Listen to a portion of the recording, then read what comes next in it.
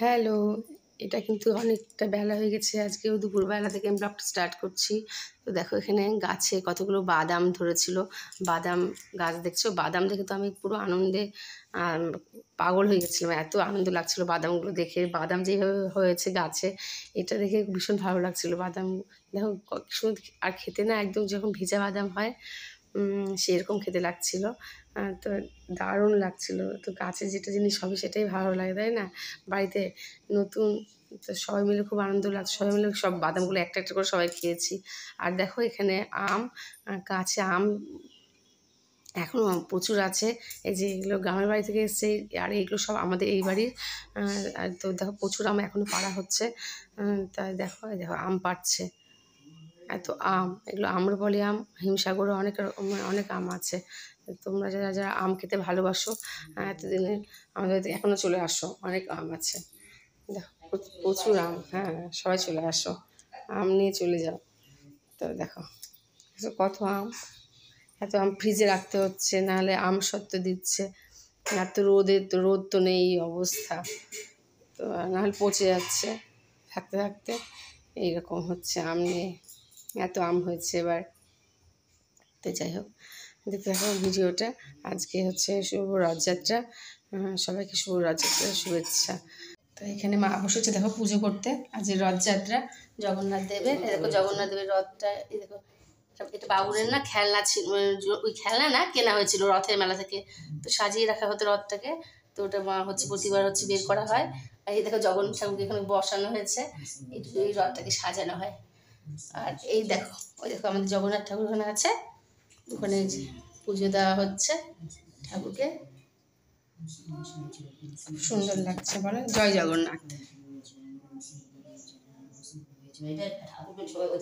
ওখানে আমরা সুতো ধরে এখানে টানি। এই দেখো কি সুন্দর লাগছে দেখতে রথটা।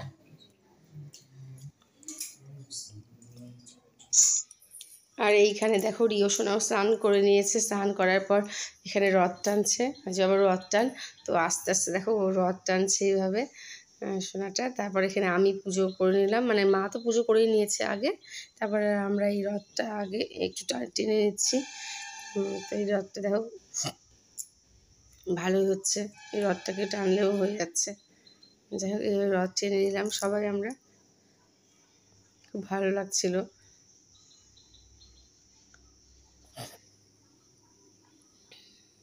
আর বাবুন হচ্ছে গিটার শিখতে গেছে, আজ রবিবার ছিল।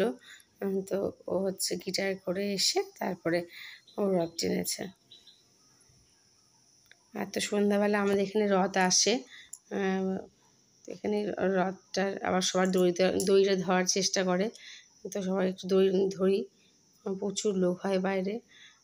তো খুব সুন্দর হয়।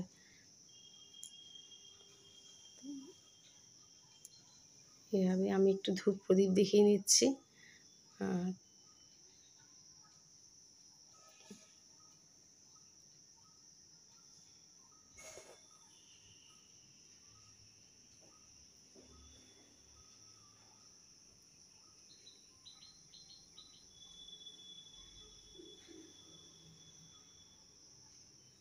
এইখানে বাবুনও চলে এসছে।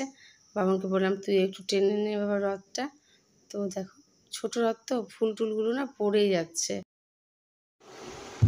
দারুণ একটা জিনিস অনলাইন থেকে আসলো, এটা হচ্ছে আমার শাশুড়ি মায়ের জুয়েলারি বক্স, গয়নাগাটি রাখতে পারবে। তো দেখো একদম দেখাচ্ছি, এটা একদম কাঠের জিনিসটা। এই দেখো দারুণ দারুণ, দেখো এই দেখো খুলে গেল। তারপর আবার এই যে এইটা আছে, এই দেখো এরকম করে আবার এই দেখো, দেখতে পাচ্ছ জিনিসটা কাঠের, কিন্তু পুরোটা কাঠের। এত সুন্দর দেখতে জিনিসটা। তোমরা বলো তো কমেন্ট করে কেমন লাগছে, দারুণ বলো। অনেকটা জায়গা আছে, এই যে এইভাবে বন্ধ করে দিতে হবে। এই দেখো দেখতে কতটা সুন্দর লাগছে বলো, দারুণ হয়েছে।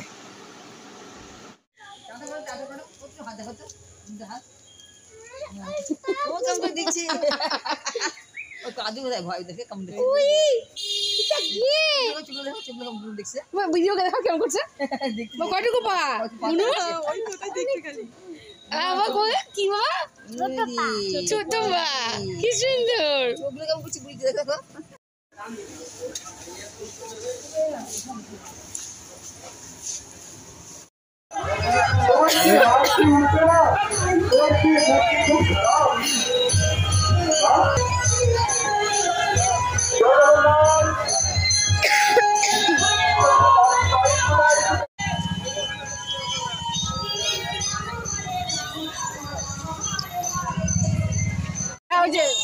আমি চলে আসি পোস্টাকে আমি চলে গেছি ওখানে আমি খালি দেখতে গিলতে আমি তো ভাই হচ্ছে